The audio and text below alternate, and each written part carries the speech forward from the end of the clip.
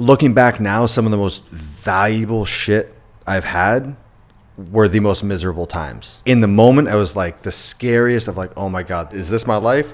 But like, I wouldn't trade those experiences for the world.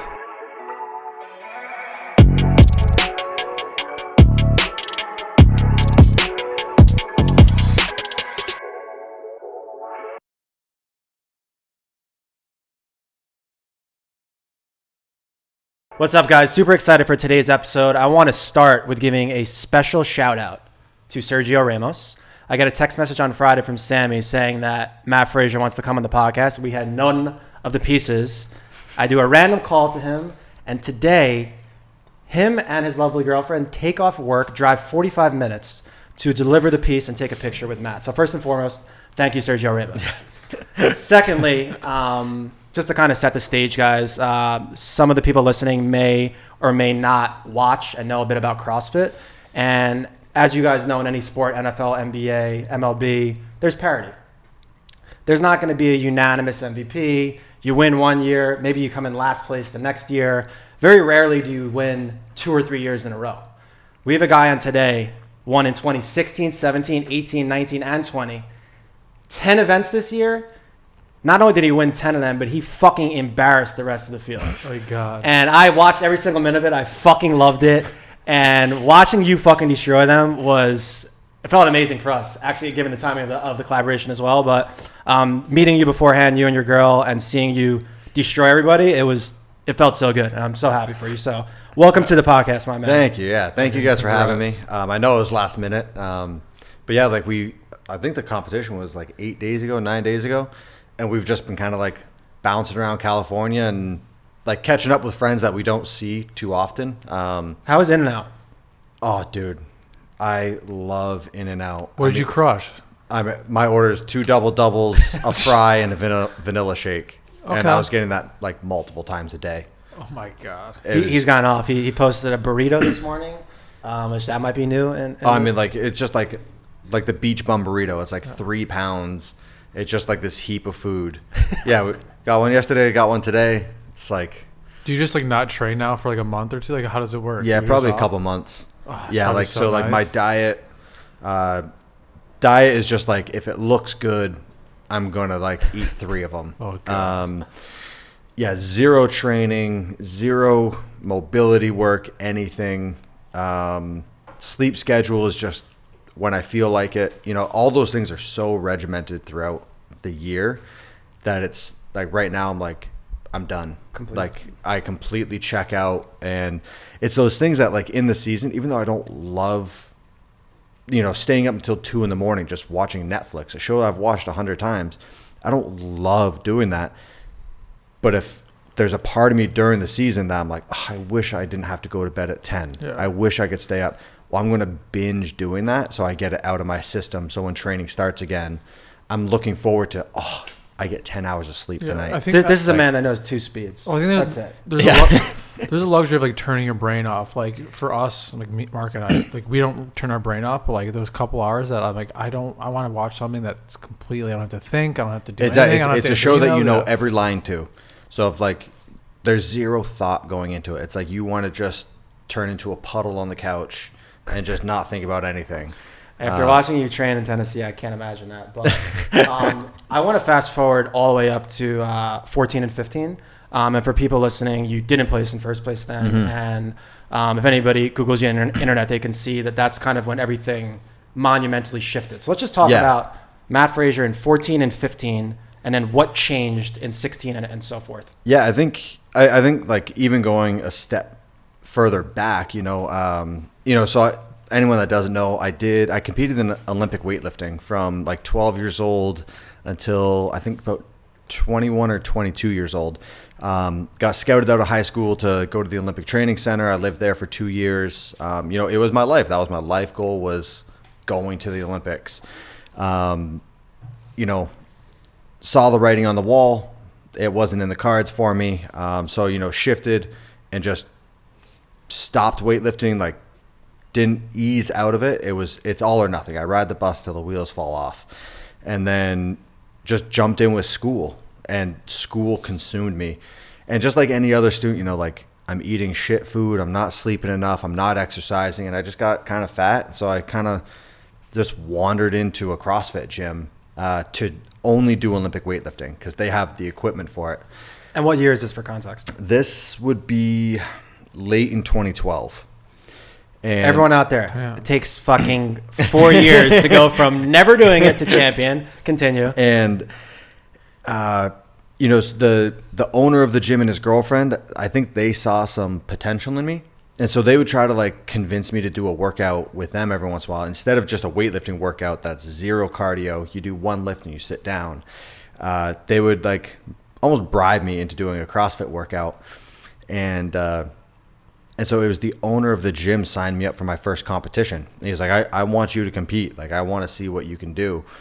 And so he signed me up. He paid the entry fee. And so I ended up winning the competition. And it was like a $500 prize. And I was like, I had never won $500 in weightlifting. Like, there's no money in weightlifting. So to get $500 cash when you're a broke college student, like, you're hood rich. Yeah. Like, you're like, yo, I can fill up my gas tank, I can get Chinese food, and I can go to a movie. And this is like you're like 22, 23-ish? Yeah. And so I asked them, I was like, yo, are there more competitions like this? And they're like, all over the place. And so I literally just started driving around all New England. If there was like 500, usually the prize money was between $2,000 and $4,000. And so like I looked at it like a side hustle of like that was my weekend hustle to get pocket money for when I was in school or just, yeah.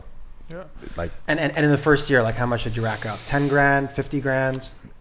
I think in my first year, I mean, it was probably like 12 or 15 grand, something like that. There you go. And it was literally just like, I didn't have a bank account. It was just cash under my mattress. And love it. And I don't know why I thought, like, I remember someone asking me my goal and I was like, I want to get enough for a down payment on a house. And the number I had in my mind was 20 grand. For whatever reason, I thought that was enough for a down payment on a house. Yeah. And I looked at it as like, I can graduate school. I'm going to get a job as an engineer. So if I can start in the working force, like with no student debt or, have a down payment for a house, I'm not paying any like PMI or like, just have more for a down payment on a car, whatever it was. I was like, I can start a leg up. So I just kind of hit the local competition circuit, did that. And then the first year that I qualified for the games, I didn't know what I was getting into. I knew nothing about the sport. My training was sporadic. Sometimes I would go a week without training. Other times I would be training twice a day. No guidance. I was just. Where were you based out of then? So I was still in Vermont at the time. And so, I mean, I'm showing up to the games with zero expectations. Anyways, by the end of the weekend, I secured a second place finish. And so for coming in with no expectations and finishing second, I'm like, holy shit, I just won second place. It came with a good paycheck, and I was like, oh, sweet. The guy in first place was retiring, and I'm in second place. So I looked at it as like, oh, all I have to do is just show up next year, and I'm next in line. So the whole next year, it was just like shitty diet, shitty sleep, shitty training, terrible everything. I cut all the corners, and I just took it for granted that I'm going to win. So this is mind-blowing to hear you even say these words now that I feel like I know you a little bit, but continue. I mean, the biggest disappointment in my life was not winning that competition. I was heartbroken. Who won that second year that you lost? His name is Ben Smith. He's been in the sport. I think he's been to the games 10 times. He's one of the only competitors to have been there that consistently. He's been on the podium a couple times, but, for whatever reason, he just performed really well that year. Yeah. What was that moment, though? So you lose, and getting to know you, I know you're very self-motivated, but was it a conversation with someone? Was it an internal conversation? What flicked the switch? A lot of, I don't want to sound corny, but like soul searching. After that competition, I was like full on depressed, didn't go to the gym, and I didn't know if I wanted to do it again next year. I didn't know if I wanted to take the risk of gambling a full year of training, and there's a real possibility that you may never win. And but it seems like you didn't like work that hard? What you're saying to Yeah. Got mediocre results. Yeah. So like I thought I was working hard in the gym. I trained my ass off. Like I gave full effort on everything I did, but it was literally to the point that like I was going to bed at 3, 4 in the morning, waking up at 1 in the afternoon. And I was like, oh, I got my 8 hours of sleep. I didn't think that mattered when you got the 8 hours, as long as you got it. Doesn't work like that. I would be finishing training at 10 p.m.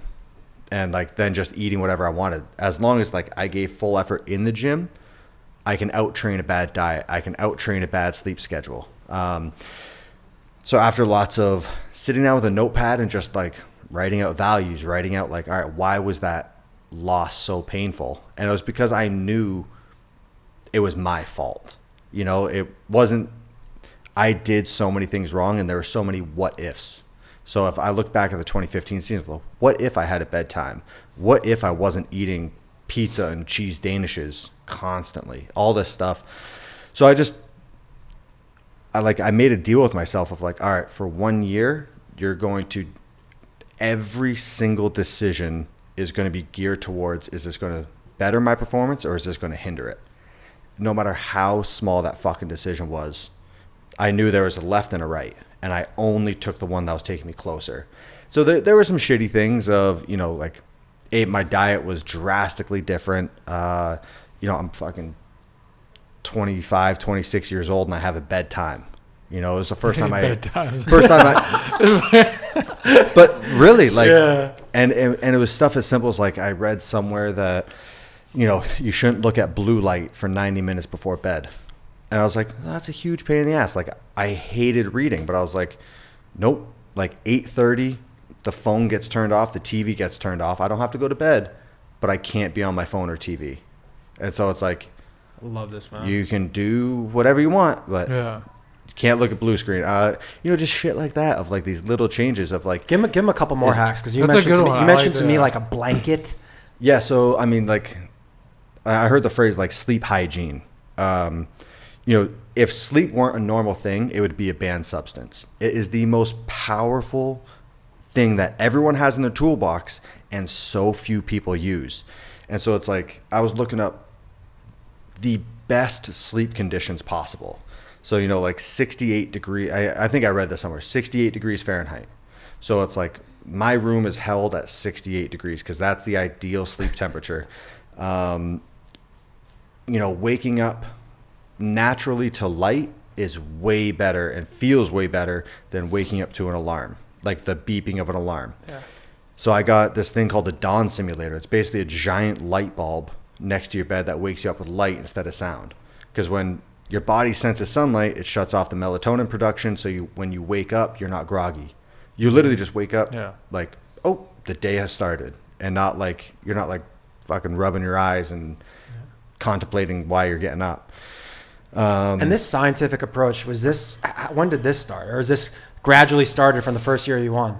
So this was before, like leading into the 2016 season. I've made like a bunch of these changes, and then I saw the results from the 16 season the first time I won. And the first time I won was the biggest margin of victory ever at the games. So I was like, okay, I saw what I did and I see the results. I'm going to keep making all of these choices over, like for years and years and years. And have you, from 16 to now, would you say that you've maintained that level of discipline? It's gotten more extreme. Of, even something as simple as, doing some research. Like I'm always looking for like the best recovery tools. What are like stuff that's backed by research? And I read something of how beneficial sauna sessions are. So when I lived in Vermont, there was a health and fitness club down the road that had a sauna. And so, the barrier of entry of driving, going in. Yeah. Like once you've already eaten dinner, you're showered and you're like, fuck, do I want to get in my car, drive 10 minutes, go log in to the fitness club, change, get in the sauna. Like it's a whole process. And what do you got now? Tell them now what you got. 'Cause I know what you got. Yeah. Yeah. Like, so when I moved to Tennessee, I was like, fuck this. I want my house to be a one-stop shop. So I bought a sauna, put it in the backyard. I love doing ice baths after a hard day of training. So I put an ice bath in the backyard. See how you put it in the backyard and not in the living room? Yeah, I wanted to put it. Bro, you wanted to put it in the ice bath right here. To Listen, be fair, I wanted to put the ice barrel over here. He doesn't understand the fucking benefits. I don't even want to get into that, Jeff. Relax. I mean, Where I got a massage table in the living room. So that's okay. Jeff, you're not So, gonna like- fucking win this battle with this psycho. I This think- I is don't the know. wrong Dude, fucking bone to pick my right house now. is set up for Yeah. one thing and one thing only, and that is like creating the best performance possible. Yeah. I mean, Yeah, I mean, like I did like a float tank. Those sensory deprivation tanks. I love that, but I'm like, oh, there's not one near me. So I was like, you bought one of those bitches. yeah, I got like a full on, the one that How often do you use it? so it's not set up yet. Like it just got delivered, but it's like they have competition. One more little uptick. They had like the little. It looks like the modern clawfoot tubs. Yeah. So it's not like an eyesore in your house and it takes up a fraction of the space. But I was like, nah, fuck that. I want like the commercial size one. So I got this like monstrosity of a bubble that. We're getting one. And- I'm down to see. I want a sauna. I want all these things, but not in the fucking 2,000 square foot little apartment. That's why we're moving, Jeff. All right, so it's all about systems with you. I really want to talk about, myself and Jake. For people listening, maybe 3-4 weeks ago, it was 2 weeks before the games. We went down to Tennessee. We saw how you lived. We shot some footage, and we'll get into what I saw, which was absolutely fucking mind blowing. But I really just want to talk about the structure of your life, and I really don't think people understand from a discipline level. So I want you to go through a day in the life of leading up to the games. What did that look like for you? All right, so the day in the life leading up to the game. So let's say normally I'm in that routine for 8 weeks prior to the competition. It's up at 8, and that's rest day, big training day, low impact, like 8 a.m. every day. Coffee right away, 2 double shots of espresso. Sammy has breakfast cooked like as soon as I wake up, so there's no waste of time. It's like get that fuel in. And then, so that's all wrapped up, say by 8:30. Then it's probably like an hour of like mobility work, soft tissue work. That it's relaxing. Like the TV's on. I'm kind of surfing on my phone, but like doing body work while I'm doing, just getting the body loosened up for that day of training. Usually at the gym, say 9:30. I would say that session usually goes to 12:30 at the earliest, maybe 1:30. So I'll bring food with me in case I need it. On the drive home, it's text to Sammy of like, hey, be home in 10.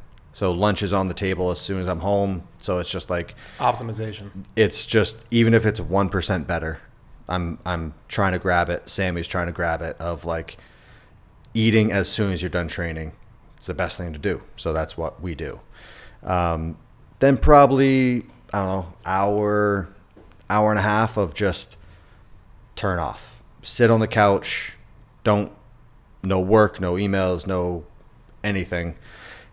And then basically do the whole thing over for a PM session. Finish that up, and then like when I'm on my way home from the PM session, text Sammy, dinner's on the table, do that, and then it's like sauna, ice bath. If depending on what the workout was, I might ice bath as soon as I get back, and then I got 45 minutes, an hour before bed. And then sometimes we'll have to do a third session. So like that'll get for everyone listening. We saw 3 sessions. So yeah, it could be 2 like big you ones were, or 3 medium ones. Yeah, you were there like right before the game. So that's like when we're really ramping up. We're almost trying to simulate the competition more. Mm-hmm. So like this year, the first day of the competition, we had 5 events. Yeah. And it's not necessarily the volume of the competition that's the toughest part, because in terms of volume of time we're working out at the competition, it's way less than what we do in training. Yeah. But it's the fact that you warm up, you compete, and then you cool down. You warm up, you compete, you cool down. In training, you're only warming up and cooling down twice, maybe 3 times, whereas the competition, it's happening six times.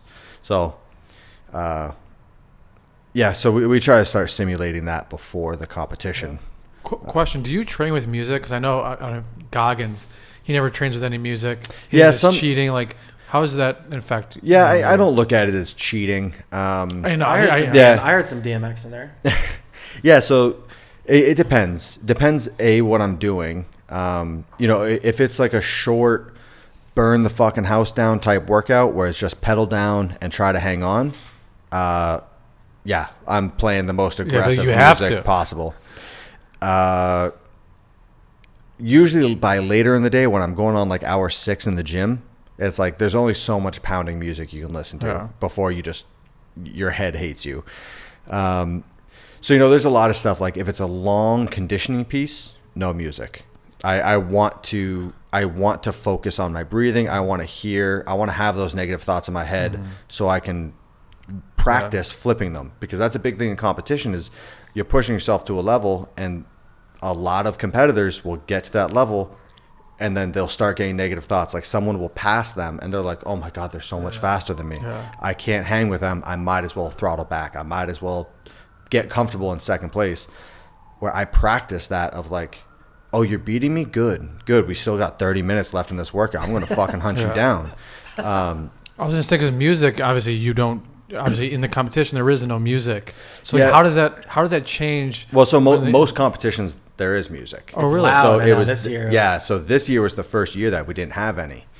And are you talking about like on this loudspeaker, or like you actually have? Oh no, like loudspeaker. It's like a concert. Yeah, it's crazy. So this year was the first year, and we were on the floor for the first event, and we get the 1 minute warning. We're all on our starting mats, kind of like you're running through like, okay, this is what I need to do. These are the paces I need to hold, all this stuff. And the guy running the competition was kind of like, he had forgot to tell us. And so he was just like, hey, just a heads up, there's no music. So don't be expecting it. And I kind of look around and like I see one or two of my competitors were like, no music.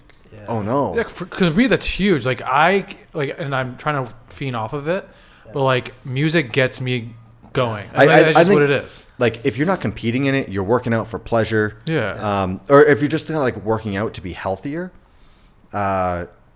dude, like whatever makes your trip to the gym more enjoyable, fucking do it. Like who cares? Like there's people that are professional. Like, I do it for a living, and I can show up to a competition and they can play music that I love. They can have it silent. The worst is when they play music you hate. Oh, because some competitors, that will really throw them off. I practice it. I'm like, there's certain music I hate, but it gets played at a competition sometimes. What music? What we got? I mean, like any like just like heavy like death metal. Oh shit! Yeah. Give us the Mat Fraser playlist. Give us 2 or 3 artists or songs. I heard God. DMX multiple times. Yeah.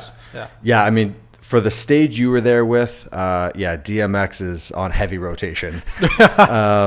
Dude, my Spotify account, it makes no sense. It goes from give us a random. It goes from like DMX Rough Rider anthem to like banger Kip Moore, like just like country music, songs about a loving relationship, and then DMX of like, yo, we're taking it to the streets. My playlist makes no sense. Yeah, I was just always curious because I'm like, for me, how I perform with music and not. I leave the gym if I forget my AirPods. I leave the gym. Yeah, so I just thought it was so interesting. And then competition. Yeah, so then there's another factor too of depending on what the workout is. Like if there's a rhythm to what I'm doing, I don't want music on. Yeah. So doing double unders like jump rope, you have to go at your cadence. Rowing, depending on how long the rowing interval is, I know I'm pulling 28 strokes per minute. If a fast song comes on and you're just accidentally lining up with the beat, you're jumping up to 31 strokes a minute, well, you're fucked. This boy is systematic. So there's a lot of math going on in your head during these competitions. Yeah, so I mean, kind of funny too. Like when I'm running, I hate running with headphones in. I like being in my own head. I like only hearing my thoughts and not being distracted. I do math while running. Like I'll go through times tables, because that's another thing of a lot of competitors will, as soon as their heart rate gets up to 180, they get flustered. They start making silly mistakes, and those silly mistakes cost them big points. I like to be able to, if my heart rate's at 190, 200, I like to be able to still have a conversation and make decisions. So as I'm doing like 400-meter repeats, I'm like, all right, what's 12 times 12? What's 13 times 13? What's 14 times 14? And when you're fresh, you can do that math pretty quickly. But I mean, like you watch like Navy SEAL videos when they're going through buds, and they're like, what's 6 times 3?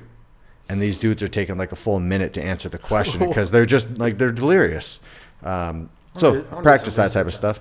On Navy SEALs. I want to get back to the training, because you talked about simulation, and I was literally sitting right over here watching the games, and nothing made me happier than like literally when I watched you guys go up the hill with the rucksack, and then the event was like literally that. Yeah. I was like, wow, these motherfuckers, there's no way he's losing this. I literally watched him do that. And that's obviously a function of the team that you have. And obviously you touched on Sammy, and then we met Tia and Shane. I think sports lends itself to business, how important the team is. So why don't you just, I mean, for us, it's all about team. That's what's going to take us to the next level. And for you, I mean, it literally, I felt like it was just you four, and that was that. So tell us a little bit about the team. Yeah, I mean, I remember hearing a long time ago of like, if you surround yourself with 4 broke friends, you're going to be the 5th. You know, you're a sum of what you're surrounded by. Agreed. And I remember hearing that quote and being like, all right, like that applies to a lot of other stuff. Like if you have 4 friends that are entrepreneurs, your barrier of entry to become an entrepreneur is way lower. You have people to help you. You have people like, that's what you guys talk about. And so it's product of your environment. You know? Exactly. Yeah. And so very early on, O'Keefe was like the first Forgot guy. about O'Keefe. I love you, O'Keefe. Yeah, O'Keefe. Number 5. O'Keefe was the first one. He was the first person to ever tell me, I think you can be world champion. And I was like, let's go. I was like, get out of here. You know, I thought he was just like a weird dude that I didn't know what he wanted from me. Like I was very skeptical because he was so nice and he believed in me so much. I was like, all right, like my guard was up a little bit of like, what are you gaining from this? So, you know, he's the first one that really was there. And, you know, his career and my career just grew together. And then I met Sammy, and kind of the same thing, you know, like the first thing I noticed, the first thing that like attracted me to her was her work ethic. When I found out she had 3 jobs and she woke up at like 3:45 every morning, I was like, oh my gosh, I'm in love. Like I'd never seen that. She's going. Yeah, like Sammy's in a cut. I can't see your face. Like 3. I saw it. Like how often do you see that in someone that you're attracted to, of like, oh my God, like you work as hard as I do? Yeah. I'm in love. Sammy was multitasking throughout all communication when I was in Tennessee. She was either cooking, setting up emails, booking flights. I mean, she runs my life now. And it's so between Sammy taking care of everything in my life at home, O'Keefe taking care of everything in my life on the business side of things. Yeah. My circle allowed me to wake up and do what I do best. I focus on training and competing and nothing else.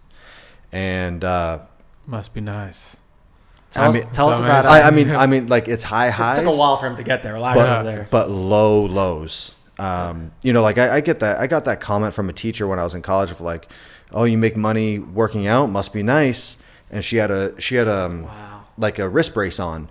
I was like, yes, like there are perks to it, but I was like, there's also big downsides. I was like, for you sprained your wrist. Your paycheck's not stopping.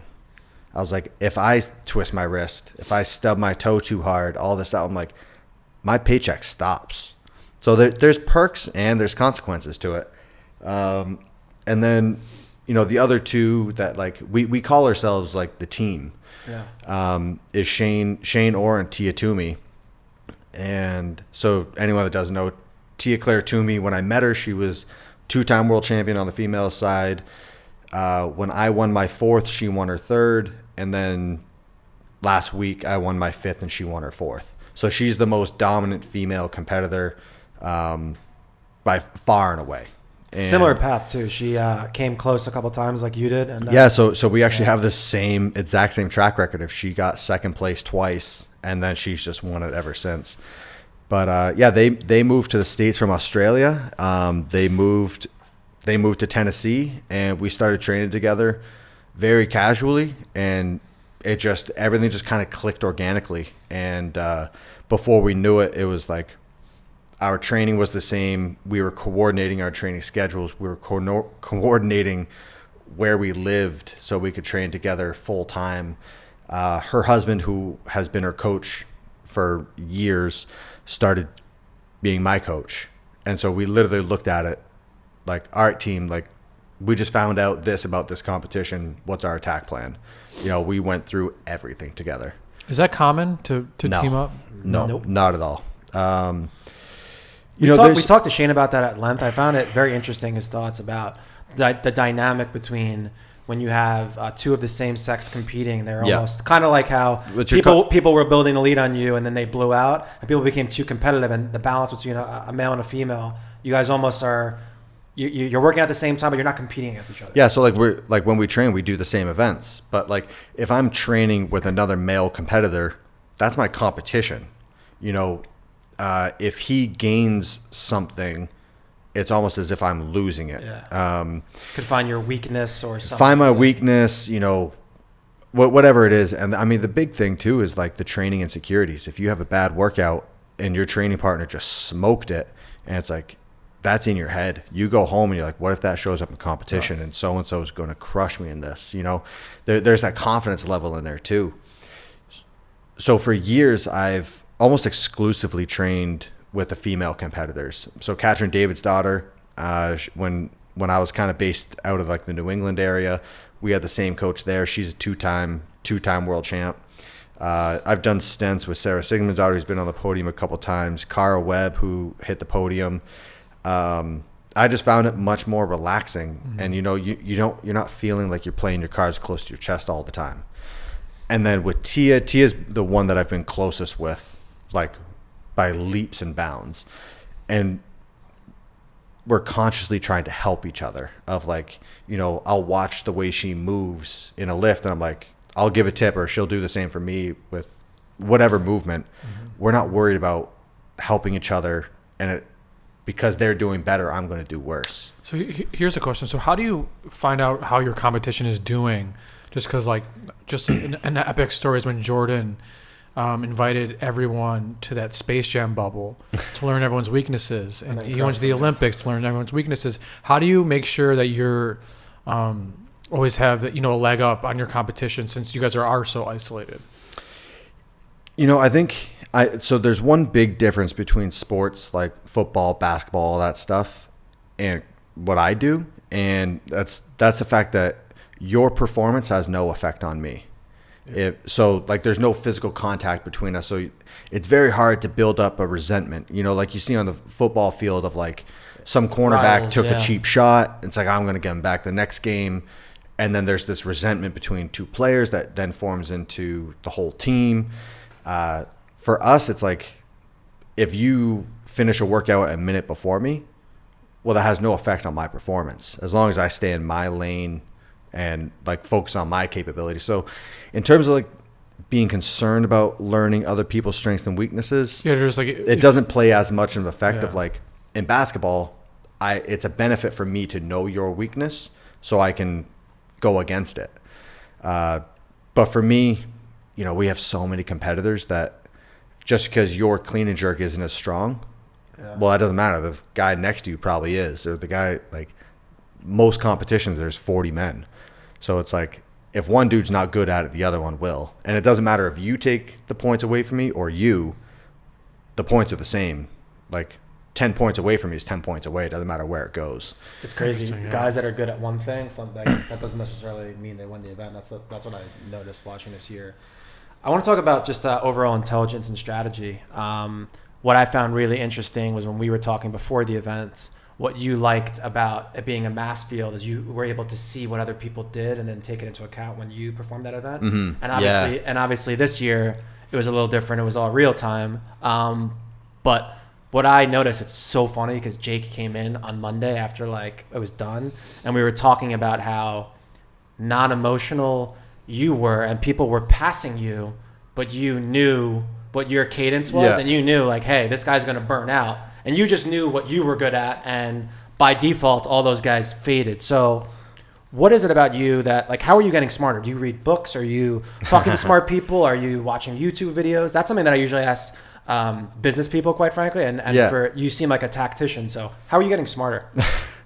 Yeah. So, I mean, kind of touch on what you just said. Like when there was a mass field, usually most events, if there's 40 competitors, usually they're going to do 4 heats of 10. Yeah.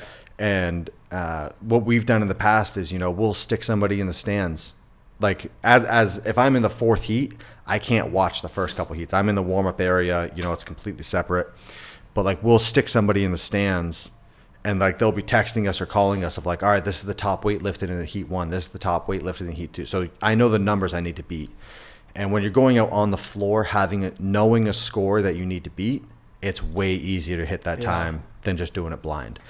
And you could also manage your energy load. Yeah. Like, so I've had events where, say the top time was 8:50 and I'm walking up to the last station at the 7:50 and I'm like, I know the station takes 30 seconds. So you cruise. I'm like, there's no point crushing myself on this. Yeah. Let's start pulling the throttle back, save the energy for the next event. So, there's strategies like that we didn't have this year, where every event this year was just one heat. There's only 5 dudes competing, and we're all going at once, so we're all figuring it out at the same time. There's no advantage back and forth. In terms of just, overall intelligence, it's analyzing my performances from years past. Like no matter how good of a performance you have, you can always benefit. You're always striving for perfection, but you're never going to reach it. Are you attacking your weaknesses, or are you doubling down on your strengths? Always attacking my weaknesses. Always. As soon as something is a strength, it gets put on the back burner. I'm like, nope, like done working on that now. Time to bring this weakness up. And yeah, the peaks come down a little bit, but that's not the sport we're in. That's not the sport I'm in of like, it's all about just having an even keeled performance right across the board. Yeah, sometimes I do win events, but what I'm really trying to avoid is like the bottom 10% finishes. As long as you don't have that huge valley in there, that's big. Once it plays out over 12 to 15 events. You could jump from 2nd place to 5th place real fucking quick. Yeah, that's real quick. What else? There's got to be something else. You reading books over there? You taking classes with Sammy? What's going on here? I mean, it's just a lot of analyzing and looking for stuff outside of the gym that what's going to give me that edge. Because like I had a coach one time kind of tell me like, he's like, you're not fucking special. Everyone in here is doing squat cycles. Everyone in here is doing rowing intervals, running intervals. Everyone's like basically blacking out during training. You're no different. And I was like I thought that's where the competition was won. I worked harder than anyone. He's like, no, don't kid yourself. Everyone's working just as hard as you. He's like, where you can gain the benefit that they aren't is in your sleep schedule, in your diet, in your home life. Like my first year or 2 competing, like the relationship I was in was toxic. It was just like, if once a week you're staying up having an argument with your partner, well then your whole next day of training's fucked. Yeah. And so there's 1 day out of 7 that your training is not ideal. That adds up over a year. So, just even focusing on having like a good home life, healthy relationships. I heard Mike Tyson say, he's like, people think I'm angry when I'm in the ring. He's like, no, I try to be happy. He's like, a happy competitor is a dangerous competitor.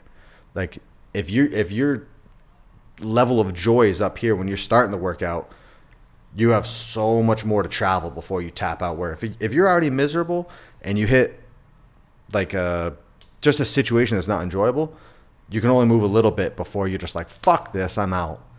So if you're happy as all get out going in, you're willing to go through a lot of suffering before you're like, no, this isn't worth it. Would you say you talk to less people over the years? Every year you're talking to less and less people? Obviously you have your family and your close-knit people, but has it gotten to a point now where it's just like you keep it really tight? I'd say probably not. I think definitely some of the people change some. Yeah. You run into those situations where you realize like, all right, that friend isn't really as good of a friend as I thought or as I hoped. But I mean, ever since I was little, I never really had like the big network of friends. Like growing up, I had one friend, and it was like we were attached to the hip. He lived like we were always together, like to the point that he moved in with me in high school. My parents looked at him like a second or a third son. And so I'm like, I don't want 100 acquaintances. I want one homie who's just ride or die. Yeah. So that's kind of the way I've always been. I went from that guy, and then like we graduated high school, we had moved, then it became O'Keefe, and then I have a couple friends that right now I'm like, I can call you at 4 a.m. and be like, yo, I need you here right now. There's no question in my mind that they're there. Less is better. That's the story of young Fraser. I feel like I don't even know what this answer is. Who's been your toughest competitor since the beginning of time? It's changed every year. There hasn't been a repeat podium, I don't think, since I've competed. Who's been the most impressive guy for you the last 5 years? Impressive single performance or like average? Yeah. Single performance. This is getting into the nitty gritty with CrossFit for the CrossFit people out there. I want to hear this answer. I mean, it's kind of tough. Like performance that I was impressed by, probably someone like Pat Vellner or Brent Fikowski. Like they were some top names in there for a little bit. In terms of closest on points, he was actually in the top 5 this last year. So the closest I finished a competition was against Noah Olson. That was last year. Yeah. There's a lot of debate on why that was. I got hit with a pretty big penalty on one of the events. A penalty that, like, I made it very clear of, like, I don't agree with this. I don't think it's fair. But there's nothing you can do about it. It was a much different format. The points were different. And there's a lot with the timing of the events that were valuable. He did well on, and it was just by coincidence of the timing of when the event came up in the competition. And then the events I did well on, there wasn't a big point spread. So there's a lot of debate left up to that. Noah was the one who was the closest point gap. He's on the hit list. Yeah. But there's been a lot of competitors that have been, in my eyes, like, I'm grateful that it happened. I'm like, good. I don't want you being good. But like, that have just been very disappointing. Like their rookie year, they showed up, and I saw the potential they had, and I see them, and like, they didn't do so well because they're a rookie. They don't know the ropes. They still have some big weaknesses that they haven't worked on yet because they didn't know they had to work on them. All this stuff. But I'm looking at it like, oh shit, you have the potential to be great. Like, I see you as a threat in the future.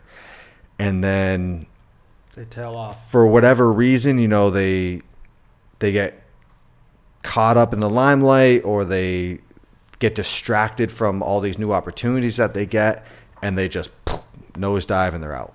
And it's like, how much like shit talking is there involved? Like, is there not any? Much. Not much. Nah, I mean, CrossFit, like, you had to been saying shit to some of those guys when they're. So it depends. I've had times where I have shit talk or like intentionally fucked with other competitors. Yeah. I've had it before where the workout was a run, swim, run. So we had to run, like, I think it was 1.5 miles, swim 800 meters, run 1.5 miles. And so we hit the run, and I know I'm one of the stronger runners in CrossFit. And the kid who was in front of me, I had competed against him in the past, and I knew he was a phenomenal runner. And so to give myself an advantage on the swim, I'm like, I need to fucking bury this kid. I know I can put myself into a deficit on this first run and be better than him on the swim. Like, I'll do better in a deficit than he will. And so, like, I'm drafting on him. My feet are synced up, so like we're doing the same strides on the run, and I'm behind him in his ear, like, yo, come on, man, yo, we can ditch all these other guys. Let's push the pace on this run, and we'll give ourselves a cushion. And he's like, okay. And he listens to me. And I'm like, dude, like, let's go. Come on. We can separate from these guys. Let's make a fucking statement. I'm getting him amped up to make him run faster on his paces. And then we get to the water, and he just gone. And I'm like, good. All right, I got him. You know, so there's some shit like that. It's pretty rare, though. Because usually we're literally in lanes, so there's not much talking going back and forth. Yeah, I mean, like beforehand, like just while you guys are in close proximity. There's no animosity, really, I feel like. I mean, there's some. I mean, so a lot of the animosity comes from like when people do interviews. I don't mean animosity. It's more like get in the head, because like this, to me, this is a very head sport, or you know, this is very like. Yeah, I mean, I think it's kind of from the roots of where CrossFit comes from. Of like, it's. I think there's two aspects of it. You know, it's so community based that it's like people want to help other people, and that's just the root of it. And so that's kind of how it's growing.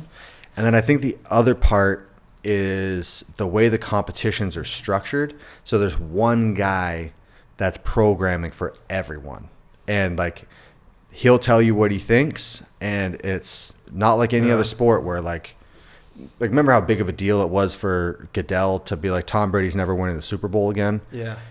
Like that's a common occurrence in our sport, of the one guy that's programming to be like, no, I'm not impressed by your performance. You shit the bed.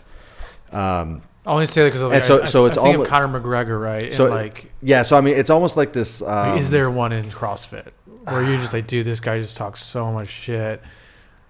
No. Sort of. I mean, there's a few, but like they're not at the top. They don't have the weight. Like when Conor McGregor did it, he was like, he's winning. He's knocking motherfuckers out. So like he has something to back it up. Like I know the one dude, and it's fucking hilarious. It was the kid that I was in his ear of like getting him to run faster. I mean, dumb as a fucking box of hammers. He got popped for steroids and was banned for 4 years. Oh damn. And like he doesn't even apologize for it. He's like, everyone's on steroids. And it's like, no, you want everyone to be on steroids. Dude, like a year later, his brother got popped for the exact same steroids. Like he was finishing off his younger brother's stash. And it's like, Jesus Christ. Like, where was I going with that? Oh, so I think of, like with all the top guys, there's almost like you're united through suffering. It's like football practice. United through suffering. Like it's like football practice of like you're out doing like 2-a-days, and like everyone on the team, you have nothing in common with half these guys, but you all hate the same coach.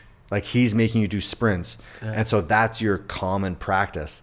So I mean, like a lot of my top competitors, we talk in the off season. Like we're even during the season, like we're all texting back and forth, kind of just shooting the shit. Like we all get along. There's very little like personal resentments in the sport. So, you know, I feel like everyone was giving hugs and patting on the back when they were finished. Yeah, I mean, there's some wins that feel good, of like someone will call me out before the event. Like I had a guy this year for one of the events. He's like, I want to be across the finish line, turn around and watch Matt take his last attempt. And I was like, all right, new guy, we'll see. And so I crossed the finish line and I sat down. I cracked the water and I'm watching. I'm like, I didn't start this. Like, you're the one who called me out. So see, I think those things are good for sport, good for entertainment. 100%. Yeah. I think things are just. Yeah, there's been somebody needs to step it the fuck up. Then I mean, I've had my fair share of like people shit talking me, but then there's also the dynamic of when someone picks on someone who's ranked higher than them. Yeah. It's acceptable for whatever reason. People are like cheering for him. Like everyone wants to see the underdog win. And then if I say something back, they're like, "Oh, come on! Like you're better than that. Conduct yourself better than that." It's like, dude, he just did the same shit to me. And like, I have one buddy. He's one of the top ranked guys. Like, he'll intentionally poke me on social media, and if I say anything back, I get jumped all over. And he's texting me like, dude, you can't say shit. You got to just take it. And I'm like, fuck you, man. Like, we got a humble champion here. Let's talk about the piece. So we have a 5-piece collection with you. Everything's really centered around this hard work pays off. Yeah. What does it mean to you?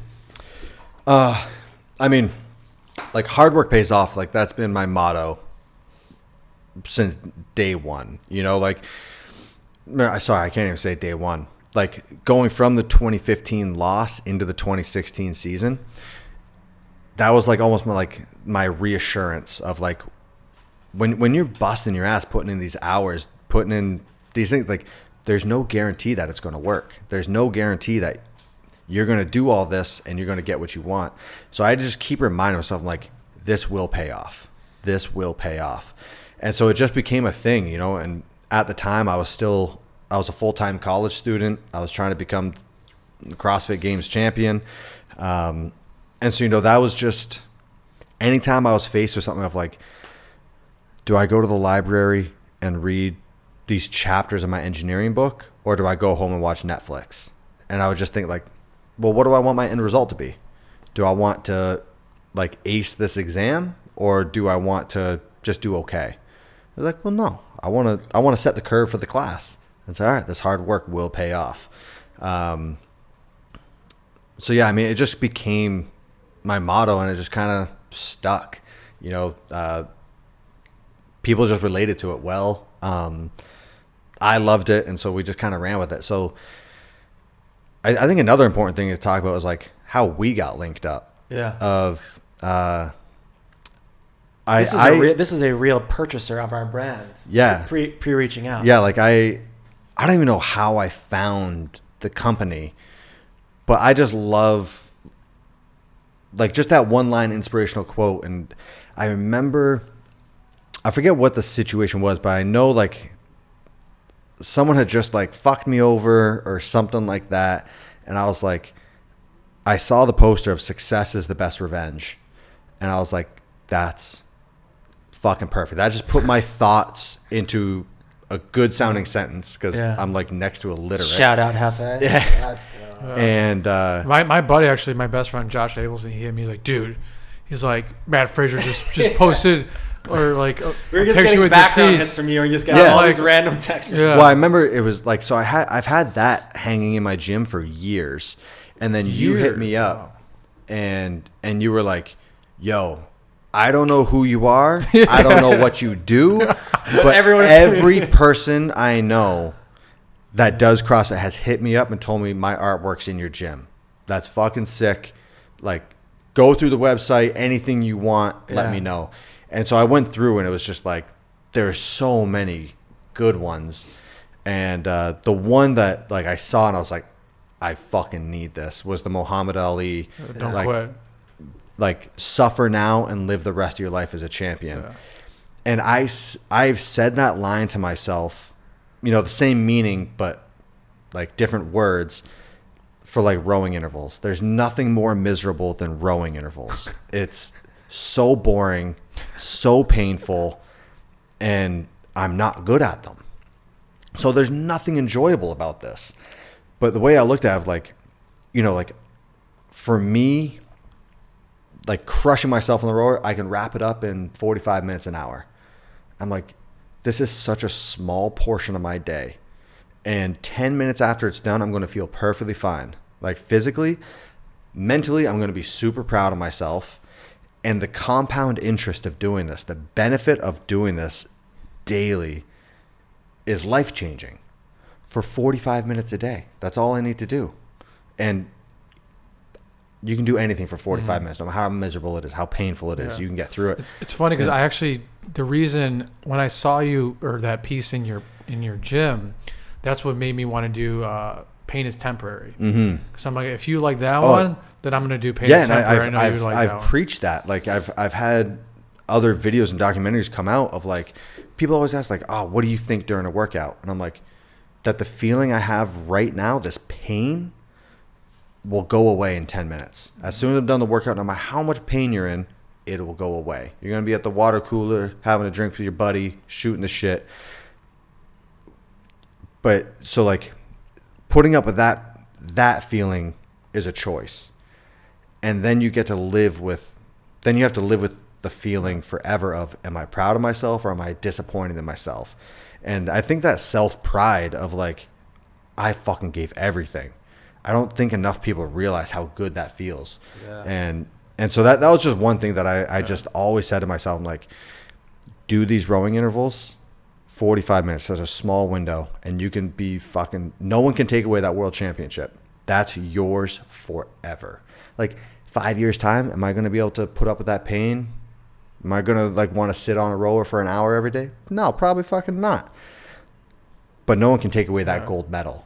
I earned that. That's mine. Okay, so regular Joe Schmo out there that works out occasionally. Give it. How does he get in shape? What's an exercise or a machine that if you're just a regular person, 15-20% body fat, work out 2 times a week, what would you say to someone like out Mark, there? like This is 13.1% body fat, and I will destroy you on pull-ups right now. Concept 2 rower. Concept 2 rower. They're starting to pop up in like the regular gyms. Full body, is it? I mean, legs, back, ass. But the thing, like, it's as hard as you want it to be. Like, you can always go harder. You can do a 1-minute workout on it that will kick your ass, or you can hold a zone 2 heart rate for 90 minutes. It's the machine that I've put in the most hours on. My first couple years competing, I lived on that fucking machine, and I hated every minute of it because in the moment it was so tough. But I kept coming back because as soon as I was done, I was proud of myself. I felt like, okay, I saw the benefit I just got. I'm feeling the benefit later, you know? I mean, going to the gym doesn't have to get overcomplicated. Like I've had friends and family that have lost. I my one buddy, I mean, he started a couple years ago. He's down 100 pounds. And I remember like, he would tell me like, you are my inspiration to like lose some weight. How do I start? I don't even know where to start. It's too intimidating to walk into like this huge warehouse gym and know what the fuck to do. And I was like, all right, come over to my house. I'll put you through a workout. And it was like the first workout was like 12 minutes. And it was just an EMOM, like every minute on the minute. We had 4 stations. And I remember we finished and he was like, all right, what's next? I'm like, no, you're done. Go home. Like, that's it. Like, don't change your diet. Don't go out and spend $1,000 on supplements. Little changes. I was like, we're going to do a 12-minute workout every day for a week. And then next week, we're going to make it 16 minutes and then 20 minutes keep doing it until it becomes normal. And then push. And then do a little bit more. And I was like, once you are doing decent workouts and getting a full night's sleep, then we can look at changing your diet a little bit. And then once that's dialed in, then we can look at supplements. I think so many people, it's like as soon as they start working out, they're like, I need the best supplements possible. And it's like, dude, that should be the least of your concerns right now. You have so many other bases to cover. I think, something like that. I mean, depending on what you're looking at getting into in terms of if you're looking at doing powerlifting or Olympic movements or powerlifting, it's like, those things that's like, all right, you need to find someone who knows what the fuck they're doing and have them teach you the proper form. That's the foundation. Otherwise, you're screwed later on. Like once you create bad habits, it's twice as hard to break them. I think I always preach like baby steps, little changes at a time. Don't make it this big, drastic life change that you're miserable doing. And then the first opportunity that it's inconvenient to do, you're excited to get rid of it. Yep. Like if you're following some crazy diet and then you're going out of town for the weekend and you're like, oh, I can't bring food with me. All right, guess I'm going to like some buffet and I'm just going to binge. It's like it is like you, Mark.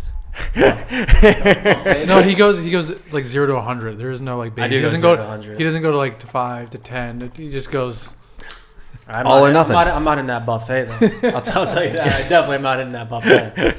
All right. Parting words for anybody out there that doesn't have it all figured out right now. That's kind of how I like to end it usually. For someone that didn't have it figured out, what's the first steps or piece of advice that you would give them? Oh man, I think one is don't be concerned.